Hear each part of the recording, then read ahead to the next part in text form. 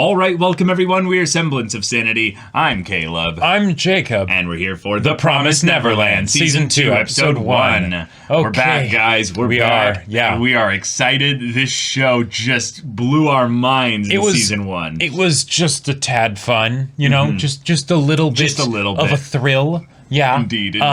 And now... They're outside. They're outside. Like this, it almost feels like we're going to be getting into a completely different show now. We probably should be, in some way, because while we don't know anything about how the outside world should look, there are a couple little assumptions that we've made over the course of time that kind of make sense. But I am excited to be either completely proven wrong or have something slightly some fun different twist shown on it. Yeah, exactly. So the whole world is scary now, and what's out there and all that jazz. Couple little important things to let you all know of before we get into this, though. This is the first in a series of 3 reactions that will be taking this slot that are in a very unique style. We did a big poll where we chose 3 sequel series that, or sequel seasons, really, that will be going one after the other. Starting with The Promised Neverland. The next one will be Beastars Season 2. That'll be reacted to directly after this. And then after Beastars, we'll be starting Dr. Stone Season 2. Those 3 shows all about there. Thanks, patrons, for voting for all those. Yes. Very awesome. Another little housekeeping thing. This show is one that our mods, and particularly one of our editors, is a very big fan of. So very much keeping up to date with regards to a lot of the talk and discussion surrounding this show. And apparently there was some stuff that was changed from the original source material.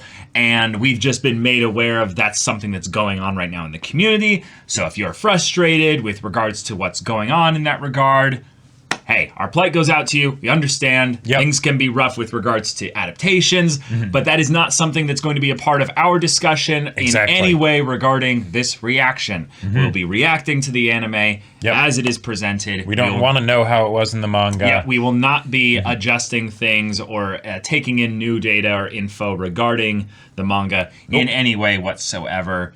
Sorry if that upsets you or what have you, but this is just what we're doing. So please take it as is. And if you don't agree, that's fine, but you're going to have to respect and accept it. Yeah. Yes. This show, however, has a couple core cast members that we'll be following here, except for one in particular that died last season. Phil, he was left behind. The Church of Phil will live on. It will. It will indeed. Norman, we will miss you. But if this show wanted to make me very happy, split perspective, maybe have a reveal at some point. Norman is actually alive, and then we can see what he's up to while everyone else is, going on their escape craziness. But I'm all for Emma and Ray being the leaders of this squad here, along with Dawn and Gilda. But okay, guys. We're basically outside the island now. This is that kind of moment where the mystery box has been burst open. What's outside now? I don't know. So I'm excited to find out, though. Without further ado, let's get into this. All right, everyone, now be sure to go check out the reaction portion of the video in the description below, then come back here for the discussion.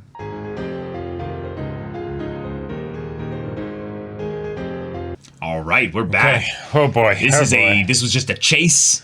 Chase sequence. The episode was very simple when it came right down to it, which is good in a lot of ways. It's good, but it's also surprising to me because with the first season, yes, it was sort of a reverse heist, escape thing. So they did have to go into great escape close kind of situation. Yeah, great escape. So they had to go into a large amount of detail for a lot of the scenes. But as far as what happened this episode, there's a monster out there. They were getting chased.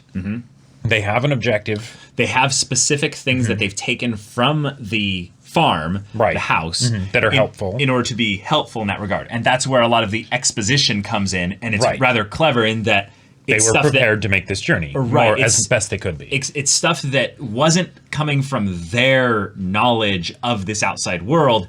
It's passed on stuff that is useful for this environment, which is interesting because then that means on some level that those books were potentially even preparing them for this bit there, given that they all have the owl symbol on them there, which is the William Minerva symbol here, and then there's hidden messages throughout them and stuff like that. So Isabella was maybe even unwittingly, we'll see, teaching them things that are now ending up being relevant for how they survive in the outside world here. And that's the poetry of it, right? Yeah, them being raised so that their brains will be as, delectable as possible for the demons and such. That means so that they'll be better equipped to potentially escape. Exactly. Cool. But yeah, then we had them almost getting captured because, yes, they are prime merchandise, and of course the demons are going to send a hunting team after them that does a really good job of keeping up with them. Yes, that was the part that I was really glad about, because I was suspecting that there was a possibility that they wouldn't see the demons for a while, but that the fact that the demons not only caught up with them, but literally the only reason why the kids got away was because Ray was a hero here. Yes. Doing almost the thing he said he wouldn't do, and by sacrificing himself here, even though it was an impossible situation that once the monster thing was beaten, it wasn't beaten by the trap, it was beaten by the demon that came in with the sword, freaking hacked its head off. So yeah, and it's something where Ray set out to do something, and then suddenly the circumstances change, and oh no, he's got to think on his feet. And he left a message. He left a message, and I want to go back and we'll go back and look point. at that. Don't worry. But thankfully they were saved, and they were all saved by the same people. Now that we haven't seen the kids yet, so the other kids yet, so. There's a possibility that it could be bad, but given that in the OP, the two demons seem to be shown there rather prominently, also alongside the kids, they're probably trustworthy, and this is just something to make us a little bit scared at the moment because new situation, and apparently there are demons that are at least in some ways hopeful, but yeah, exactly. Yeah. But the fact that we now have a goal, that we have to find William Minerva. Awesome. The stuff that they've got from William Minerva is set up so that they actually know a location that they're supposed to go to. Right. Which is fantastic. There's a whole lot of potential with having there be these, essentially the magic items of the party being, really, really helpful in this regard. Right. Go 0632... Pursuer. That is the message that he left there. Now, basically saying, go to this location if any of the other kids find this. Gotcha. I am being chased by a pursuer. This is where we'll meet up. Oh, okay. Gotcha. So now, Ray was basically saying if any of them go looking for him, probably this is how they'll end up. Right. That could be potentially really freaking bad, though, because now if the demons find that... They don't have the map, necessarily. Because 0632 doesn't mean anything if you don't have the map to know... Oh, okay. All right, yeah. It's not like latitude and longitude, where it's the universally applied, geographical location code. You know what? That is a good point. So... Yeah. Okay. Yeah. But if that map wasn't unique to the pen, or it was something that could be easily gotten a hold of, that I could see that potentially coming back to bite them in the ass later. Possibly. But I would say that if anything, this is probably a really smart way to just have a means by which if any of them were to be separated, they've spent so much time looking at the map in general that they maybe have key locations that they've been like, ooh, 0632 is one of our meet up here if in bad shit kind of situations. Right, yeah. And so, Ray is just choosing, this is the spot that I'll eventually meet all back up with you. Right, because here he was thinking that he was probably going to be captured, and then he'd have to figure out some way to escape, before they actually kill him. So, yeah. It also could be, you guys go towards 0632 because for me, I'm being chased by a pursuer. There's no way I'm going to be stopped there. Also, I'm dumb. There's a possibility that this is just the location where William Minerva is. No, that's what I think it is. Is that's where that is? I think that's where William Minerva is. Let's see if But if it is the case, that could be potentially really bad, because then he could be giving the location of William Minerva to just anybody that comes across it. Right, if they know what 0632... Yep, it is 0632, you're right. Yeah. So, if anything, as long as the map is unique, then there's no worry. Yep. And I would say that almost definitely it's unique. There's no way that the map would be something that's based on, you know, I don't know. It doesn't need to be. It doesn't need to be something that's connected to that. It could be literally anything, a battleship style grid, you know, where it's just Yep, that is 6 possible. down, 32 across, you know. Sure. We'll see. But right now we've got some new characters. I'm very interested to see how those characters end up getting fully introduced, because they've been introduced in that we know they exist right now, but we don't know who they are, right? We know what they are. Yeah, we know what they are, and we know that they are not aligned with the demons that we've seen up till this point. Definitely and not. that they are, at the very least, semi-helpful to the main group right now, and because of the OP, probably in the long term. In fact, I almost get the vibe here that the reason why they were found, like, at all is just one of those things of, well, if you had humans that weren't completely wiped out by the demons, basically, then their main thing that they would do is they would adapt and go into hiding. Now, if you had humans that went into hiding, one of the natural kind of resilient aspects of humans is that we are very good at forming communities. Okay. And if there were ever any demons ever in their entire, you know, however long they've been occupying this area and stuff, you could end up just making friends with one or two of them. Sure. And then their whole thing is, well, we can end up guiding them towards you guys by saying, like, hey, they won't, you know, the other demons won't smell us, or we won't stand out in any, like, crazy way. Sure.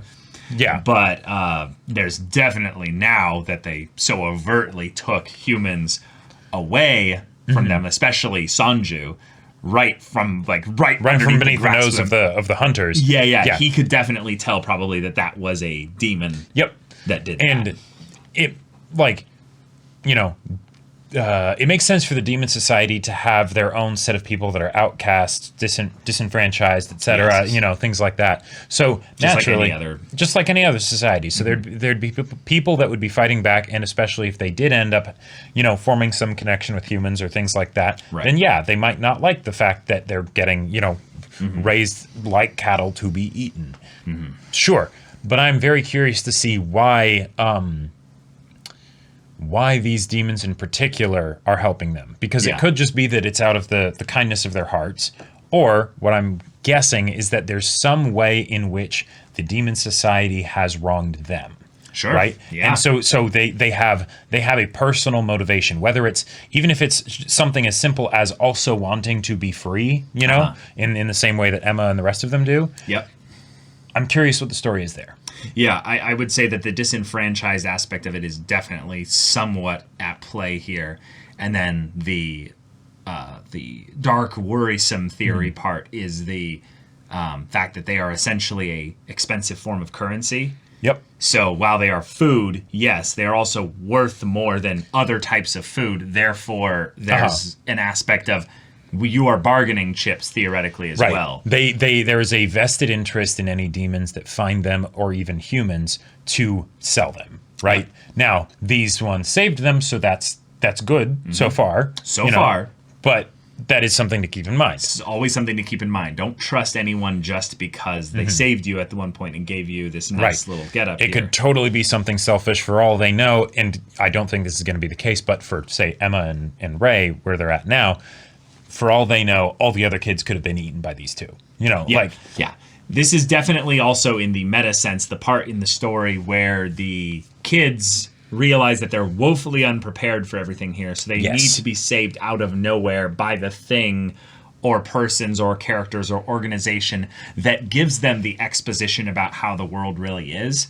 So this new set of characters here is important in the meta structure for giving the characters knowledge about what's who, going what, on. when, where, why, how. And until that happens, they probably are completely safe. Like the kids are, I would guess. Yeah, because otherwise they're really almost screwed. Utterly helpless. Yeah. Other than the fact that there's a possibility that they could physically maybe overpower one of them. If these demons definitely do seem smaller and weaker than some of the others. Sanju had a mount though. Yeah, he had like a weird like non-horse, like it almost looked like it might have been like robotic or something. Like probably not, but yeah, it seemed like it had like armor plated like bits on its snout and stuff. Yeah, it looked really cool. Yeah, the designs, I gotta say, especially like, okay, the demons, yes, we've seen the demons, but I want to give special shout out to all the little critters and stuff in the woods. It felt very like Blue People Avatar kind of stuff, or like Made in Abyss or whatever, where it's there's something wondrous and terrifying at the same time about this place that we're in, because we don't, like, theoretically, yes, this could be Earth, and the demons brought a bunch of things with them, and now Earth has been, like, you know, changed and terraformed and all that stuff. I very much could see that being the case. Theoretically, this could also be an entirely different planet that the humans went to colonize or something, and it went horribly wrong, and now, you know, you're here, right? So it's something where the sense of normalcy that we had even at the school, at the farm, right, with mom and everything, even though we knew that something was very much off, and when we knew what it was, that there was demons and all that, we were still in an environment that felt familiar, right? And that's where the scary part came in, because it was unnerving. But now this is Alien. Like, exactly. No grid for what's going on here. Although, well, they do have a grid, but, you know. Yeah. The interesting dynamic, you bringing up the idea that this place isn't necessarily Earth, I'm really fascinating in kind of exploring that as a theory, because if it is Earth, then wouldn't the demons be the invaders and stuff who are just not, why are they here, right? But if it isn't Earth, then maybe it's the humans that aren't supposed to be here. Sure. And there's some interesting stories that can come about with that. The theories aside, there's a lot of mystery still left open here, and the fact that the world feels still big because we only touched upon like a small piece of it by being like, we're in a big forest. There's a monster chasing us, There's a monster chasing us. There's a bunch of things that we recognize from the books. Means that we haven't really gone far, probably, from the farm. Like, we're probably only like 5 to 10 miles away. Right. Like, there's no telling of how much time was skipped in between the end of season 1 and the beginning here. But they had a limited amount of food and resources and stuff. That was their first time encountering the water plants. That means that they have not been out here long at all.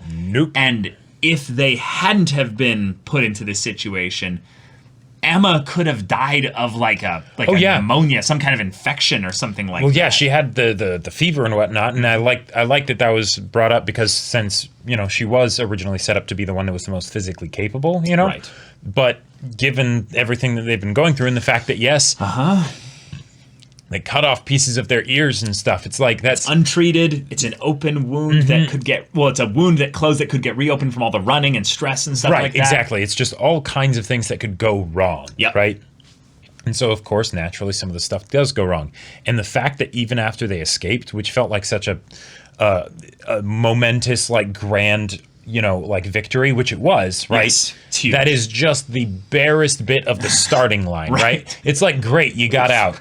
You think we're not prepared for this? You're the prime delicacy. You're very valuable. We're invested in you, right? So we have, you know, giant hound demons and stuff. That can talk. That can talk, which I love, because then they're actual demons. They're actual demons. They're not a different species necessarily. Right. It helps reinforce the hierarchy that we've got implied about the demons, because, you know, some demons can afford to eat them, some can't, right? Some probably come to the Tefari, some don't, you know. Right, servitors and servitude, I got you, we could have basically the idea of the demon with the sword being one who's like, I'm the enforcer, the one that goes around and I lead this pack of hounds. Right. And I tell them what to do and they do it. They take my orders seriously. So they're like, do you want us to go and, like, you know, stop him? You want to, like, it's like, no, just harangue him, basically. Yeah, exactly. And I love that it was something where, one, yes, that's why Ray wasn't captured immediately. And then, because with any time there's, like, really big creatures or things like that, the idea of kids running away from them, it's like, sorry, that doesn't work. That's not realistic. Like even with something like a regular dog, right? Like especially when there's multiple of them. Especially when there's multiple, but even with just one, a person is not going to be able to outrun it. That does not happen, right? Yeah. But in this situation, there were a bunch of factors that came into the different like encounters. Yeah. With the original monster, it's huge, right? So it has to navigate the trees and things like that. So that's a big advantage that they have. With the hounds later, no, Ray absolutely could not outrun them, but he's valuable, so they need to make sure that they don't hurt him. They don't hurt him, right? So that, of course, makes it so that Ray is actually able to successfully lead them away from the others for a good amount of time before he ends up just collapsing. Right. So I liked that bit of attention to detail because it's something where it held the balance of competence between the two sides, right? Yes. Because the kids are being capable and everything like that, but at the same time, they're physically overpowered. They're still kids, right? Yeah. They are not going to be able to actually compete with these guys. The only way that they win is by not running into them at all. Yeah, right? By being very clever and very, very careful. Like the fact that the leader of the demons had a sword, that's cool for the aesthetic, and that's cool for if he ends up fighting some of the demons that we've met, like Sanju, right?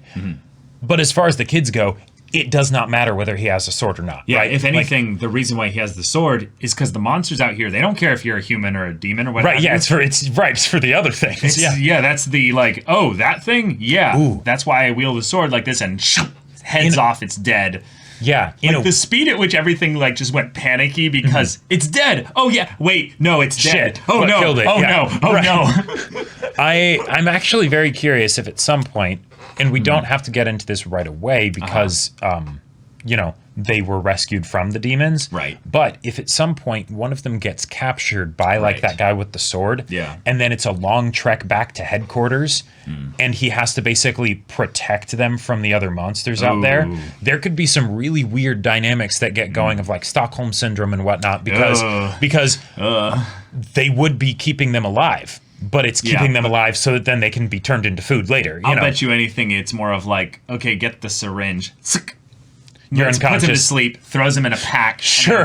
Yeah, that's probably what it would actually be. Protect him. It's just like, we literally have our fanny pack for all the kids. Right. We could stuff like 5 kids in there. It's like, oh God, that's just really disturbing. Probably. Yeah. Probably. Yeah. Yeah. But we're here. We've been rescued by not Skull Knight and Miraluka Mask Lady. Yep. Yes. I love the designs. I love the designs, yes. Yep. And they in the ED with that little, art stuff and things like that seem to be kind of hermits. Like they are not a part of some larger community. So I'm getting that like kind of pariah like I don't know, maybe like awkward brother and sister kind of dynamic of people that are like, we've only got each other. Right. And we finally found someone who's, like maybe like these are humans and maybe they know some things.